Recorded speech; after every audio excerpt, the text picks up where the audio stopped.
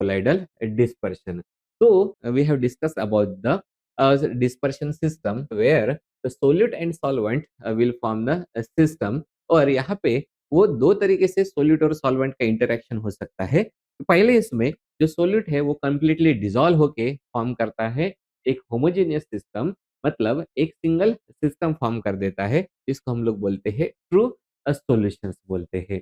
लेकिन बाद में सेकंड वाला जहाँ पे वो कंप्लीटली डिसॉल्व नहीं होते हैं और दो मोर देन टू और more than two phases combine together and form the heterogeneous system, जिसमें वो आता है हमारा colloidal dispersion and the coarse dispersion. Coarse dispersion में आते हैं हमारे suspension as well as emulsion भी आता है। फिर कोलाइड्स मतलब क्या? या ये कोलाइड्स मतलब वो होते हैं जिन ये एक जो होता है वो पॉलीफेजिक सिस्टम होता है, जिसमें एटलीस्ट जो वन डायमेंशन होता है, जो वन डायमेंशन किसका जो डिस्पर्स फेज होता है वो मिनिमम मेजर करना चाहिए फ्रॉम द 10 टू 100 एंगस्ट्रॉम, और ये basically minimum two phase system होता है which is heterogeneous in the nature. तो this is regarding the colloids. फिर उनके फार्मास्यूटिकल एप्लीकेशन भी रहते हैं in the therapy, absorption and the toxicity as well as solubility, stability and the targeting of particular tissues में भी इनका role रहता है। फिर हम लोगों ने डिस्कस किया था regarding the classification of the colloid, जिसमें पहला था हमारा lyophilic colloids and they are further classified into the lyophilic sorry hydrophilic colloid as well as the lipophilic colloid के बारे में लिपोफिलिक कोलाइड में डिवाइड कर दिया था।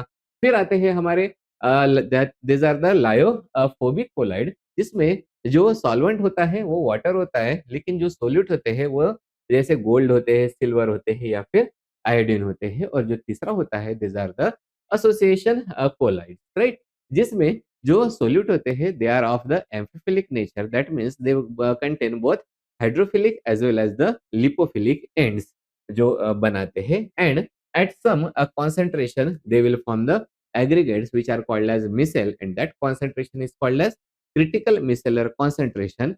When we increase the temperature, the solubility of the solids will increase, and at some temperature the the concentration will equal to the critical micellar concentration, and that temperature is called as a Kraft point कहलाता है।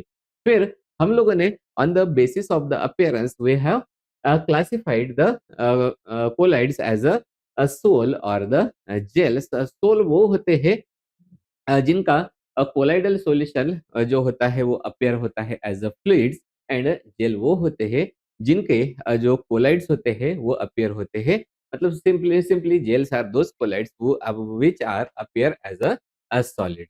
फिर हम लोगों ने different solute solvent के system के बारे में डिस्कस कर लिया था।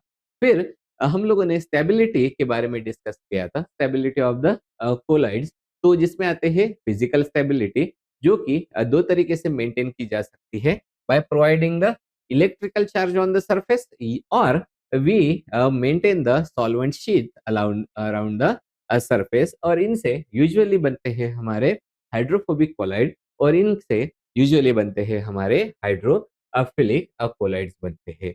फिर stability of the hydrophobic colloid के लिए हमारे पास में चार लोग थे जिनका नाम था डेजाउन, लैंडाउ एंड द वर्विन एंड ओवरबेक। उन्होंने और इनको चारों को एक साथ में बोलते हैं डीएलवीओ। डीएलवीओ ने चारों ने मिलकर एक थ्योरी दी थी, उस थ्योरी को हम लोग बोलते हैं DLVO theory. DLVO theory explain करती है the stability of the lyophobic colloid. DLVO theory में बात होती है दो टाइप के फोर्सेस की, एक होता है वंडरवॉल्स अट्रैक्टिव फोर्सेस और दूसरा होता है electrostatic repulsive forces. Van der Waals attractive forces में तीन टाइप के फोर्सेस होते हैं, जिसमें लैंडन फोर्सेस वगैरह इन्वॉल्व होते हैं, और जो रिपल्सिव फोर्सेस होते हैं वो रिपल्सिव फोर्सेस होते हैं because of the electrical double layer की वजह से। और ये जो डीएलवीओ थ्योरी होती है, इनके अकॉर्डिंगली जो डिस्टेंस बिटवीन पार्टिकल होता है वो अफेक्ट करता है पार्टिकल पार्टिकल के बीच में का इंटरेक्शन। क्यों होता है?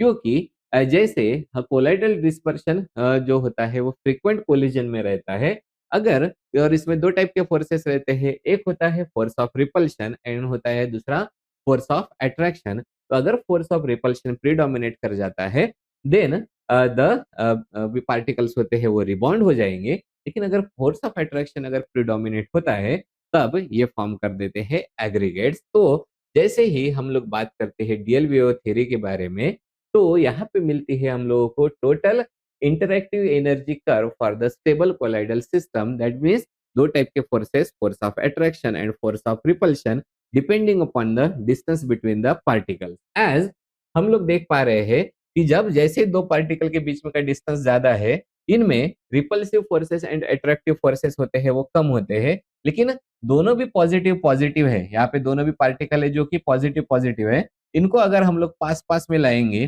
तो इनका फोर्स ऑफ रिपल्शन इंक्रीज होता जाएगा, और इसके वजह से जो रिपल्सिव जो हमारा कहलाता है एनर्जी वो इंक्रीज होती है, राइट। तो उसके बाद में जो फोर्स ऑफ अट्रैक्शन होता है ये भी हमारे इधर की तरफ क्या हो रहा है, इंक्रीज हो रहा है। दोनों अगर कंबाइन होंगे तब हम लोगों को मिलता है total interaction energy, that is the V R plus V A. और वी आर और वी ए नाम क्यों लिखे वाला है, because we are considering energy in the electron volt में हम लोग इसको कंसिडर कर रहे हैं। तो यहाँ पे दोनों के कॉम्बिनेशन से हम लोगों को जो कर्व मिलता है, this is the that is energy curve for the stable colloidal system. जिसमें सबसे पहले तो यहाँ पे आपने क्या दिखाई दे रहा है, अब पॉजिटिव, मतलब यहाँ पे एनर्जी ज्यादा है वो होती है because of the bond repulsion. Then as small distance increases there will be the predomination of the van der Waals forces, that's why there will be the primary minimum। और आगे अगर हम लोग आगे बढ़ते जाते हैं, डिस्टेंस पार्टिकल के बीच में इंक्रीज करते हैं, देन रिपल्शन जो होता है वो प्रिडोमिनेट करता है। एंड फर्दर जो आगे जाएंगे, then there will be the domination of the this are the van der Waals forces. इसलिए यहाँ पे फॉर्म का हो जाएगा सेकेंडरी मिनिमम।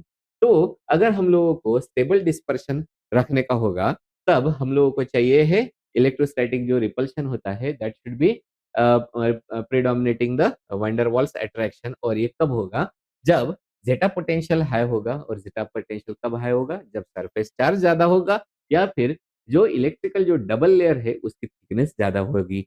लेकिन अगर कोआगुलेशन और एग्रीगेशन होना चाहिए तो फिर वंडरवॉल्स अट्रैक्टिव फोर्सेस होते हैं वो प्रिडोमिनेट करेंगे। और ये कब होगा, जब जीटा पोटेंशियल कम रहेगा। जीटा पोटेंशियल कम क्यों होगा, क्योंकि सरफेस चार्ज कम रहेगा या फिर जो इलेक्ट्रिकल डबल लेयर है उसकी थिकनेस को कम कर दिया जाएगा। ओके, मतलब यहाँ पे जो इलेक्ट्रोलाइट का कॉन्सेंट्रेशन है वो हाई हो जाएगा। ओके, तो ये थी हमारी डीएलवीओ की थ्योरी।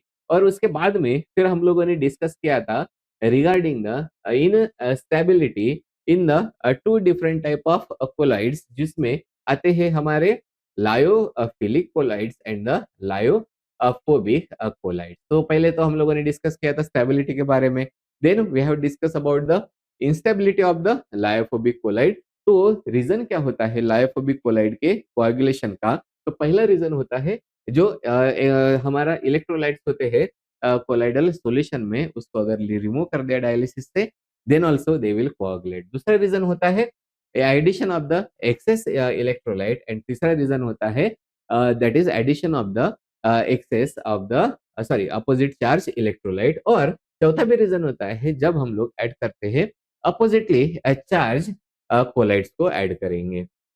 वैसे ही इंस्टेबिलिटी रहती है लायोफिलिक कोलाइड्स में भी, जिसमें भी there will be the addition of the excess of the electrolytes. और दूसरा रीजन होता है there if there is addition of the oppositely charged colloids. और तीसरा होता है this is called as the addition of the non solvent. अगर हम नॉन सॉल्वेंट ऐड करेंगे तो उनकी एफिनिटी वाटर के लिए ज्यादा होती है, जिसकी वजह से वो कॉज करते हैं डिहाइड्रेशन। मीन्स हमारा यहाँ पे जो लायोफिलिक कोलाइड्स होता है वो अनस्टेबल हो जाते हैं। Then there is the concept of the sensitization of the colloids. अगर हाइड्रोफोबिक कोलाइड्स है उसमें हम लोगों ने very small amount of lyophilic colloid add कर दिया, तो ये हाइड्रोफोबिक कोलाइड है वो हो चुके हैं सेंसिटिव। फिर इसमें अगर स्मॉल क्वांटिटी भी इलेक्ट्रोलाइट की अगर ऐड कर दी तो उनका हो जाता है कोएगुलेशन। फिर दूसरा कॉन्सेप्ट आता है that this is the protective colloidal action. इसमें भी हाइड्रोफोबिक ही कोलाइड है, लेकिन इसमें एडिशन हो रहा है large quantity of the hydrophilic colloid, जो कि इसके सराउंडिंग में जाके फॉर्म कर देते हैं एक लेयर, मतलब ये कंप्लीटली एब्जॉर्ब हो जाते हैं on the surface of the hydrophobic colloid. तो फिर इसमें अगर हम लोग कितना भी मतलब इसमें अगर हम लोगों ने इलेक्ट्रोलाइट ऐड कर दिए तभी भी there will be no coagulation. For example जैसे हमारा ये यहाँ पे गोल्ड का कोलाइड है, ये दिस इज हाइड्रोफोबिक और लायोफोबिक कोलाइड, राइट। अगर ये लायोफोबिक कोलाइड है और हाइड्रोफोबिक कोलाइड है, तो इसका कलर है फिलहाल में जो होता है रेड कलर होता है। लेकिन अगर इसमें हम लोग इलेक्ट्रोलाइट ऐड करते हैं, means 1 ml of 10% NaCl add करते हैं, तो व्हाट इज गोल्ड नंबर? तो ये जानने के लिए हम लोगों ने यहाँ पे लिया वाला है एक गोल्ड का colloid which is the hydrophobic colloid as well as stable colloid. उसमें अगर हम लोगों ने इलेक्ट्रोलाइट ऐड किया, कौन सा इलेक्ट्रोलाइट? 1 ml ऑफ 10% NaCl, तो वो कॉज करेगा कोआगुलेशन, और कोआगुलेशन की वजह से कलर जो जो होता है वो चेंज हो जाता है और कलर बन जाता है ब्लू कलर। मतलब स्टेबल गोल्ड कोलाइड का अभी बन चुका है अनस्टेबल ब्लू कलर वाला कोआगुलेटेड कोलाइड। फिर इसमें इसको प्रोटेक्ट करने के लिए हम लोग क्या ऐड करने वाले हैं? We are adding the large quantity of the protective collide. So, amount of the protective collide needed to protect the gold collide from the 1 ml of 10% NaCl. This action is called as gold number. और फिर gold number आता है हमारा gelatin, albumin, acacia, इन सब का होता है gold number. फिर आते हैं ऑप्टिकल प्रॉपर्टीज। पहली होती है scattering of light which is depending upon the size of the particle, and दूसरी ऑप्टिकल प्रॉपर्टी होती है this is the a Tyndall effect. When the beam of light is passed through the collides, then the path of that light will become visible, and this phenomena is called as a Tyndall effect. So, in this way, we have finished with the colloidal dispersion.